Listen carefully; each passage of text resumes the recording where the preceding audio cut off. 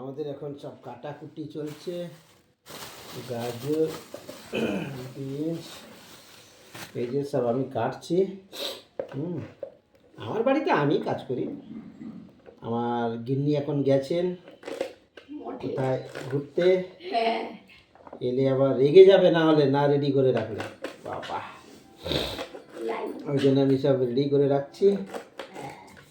আজকে fried rice বানানো হবে তো, তাই জন্য আর কি। বলছিল ফ্রাইড রাইস খাবে বলে। হ্যাঁ,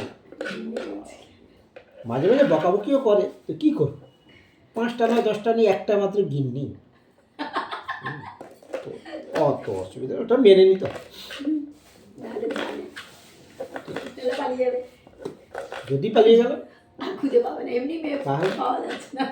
এমনি মেয়ে পাওয়া যাচ্ছে না, তারপর যদি পালিয়ে যদি যায় তাহলে তো অসুবিধায় অসুবিধা দাদা। দাদা কি আর বলবো, বলার কিছু নেই। তো যাই হোক, এখন কাজকর্ম করছি। ভাত ফাত রান্না আমি করব একটু পরে, এবার কাটাকুটি করে নিই। ঘুমাচ্ছে, ওকে আবার ডাকতে হবে। হ্যাঁ, খাওয়াতে হবে না, ডেকে দিলে উঠে পড়বে, উঠে পড়েই আগে ভাতের থালা দিয়ে দাও,